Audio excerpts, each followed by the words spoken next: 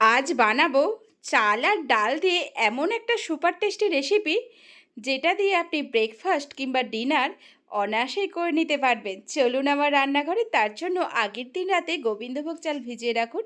দেখুন খুব সুন্দরভাবে ভিজে গেছে চালটা। আর এইদিকে দেখুন আমি বিউলির ডাল ভিজিয়ে রেখেছিলাম, দেখেছেন ডালটা একদম সুন্দরভাবে ভিজে গেছে।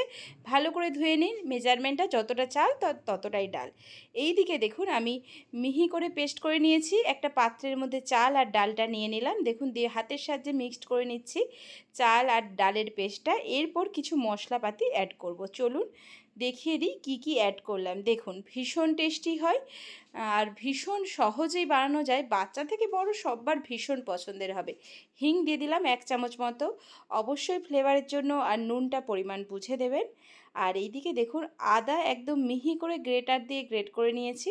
গ্রেট করে রাখা আদাটা দিয়ে ভালো করে মিক্সড করতে হবে। তার সাথে দিয়েছি বেকিং পাউডার।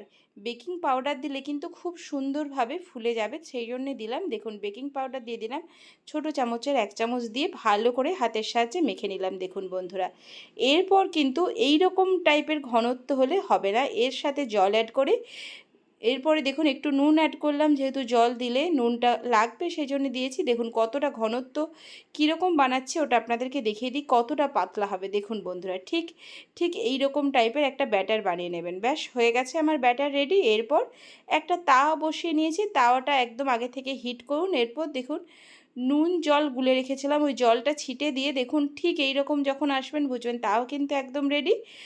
এরপর অল্প একটু তেল ব্রাশ করে তার মধ্যে 1 হাতা দিয়ে দেখুন ঠিক ধোসার আকারে স্প্রেড করে দিলাম। দেখেছেন বন্ধুরা, দেখুন সুন্দর এইভাবে একটু ঘুরিয়ে ঘুরিয়ে স্প্রেড করে দেবেন। ব্যাস আর কিচ্ছু না, একদম ঠিক হতে দিন। মিডিয়াম টু হাই ফ্লেমে হবে রান্নাটা।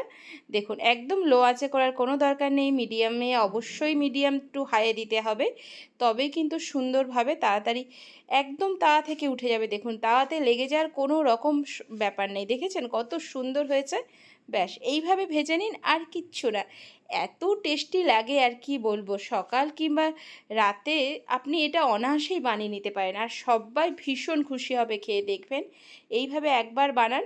দেখুন আপনাদেরকে দেখিয়ে দিচ্ছি, আর একটাও আমি বানিয়ে সেম প্রসেসে বানিয়েছি, ওটাই দেখিয়ে দিচ্ছি, দেখে নিন। ঠিক এইভাবে বানাবেন, ভীষণ সফট হয় আর ভীষণ খেতে এত মজাদার কি বলবো বন্ধুরা। এর সাথে আমি একটা চাটনি আর একটু ঘরে বানিয়েছিলাম সম্বর ডাল, এটা দিয়ে সার্ভ করেছি। চলুন আজকের মতো টাটা, ভালো থাকুন, সুস্থ থাকুন। আবার অন্য একটি এপিসোডে অন্য একটি রান্না নিয়ে আপনাদের সাথে দেখা হবে। নমস্কার।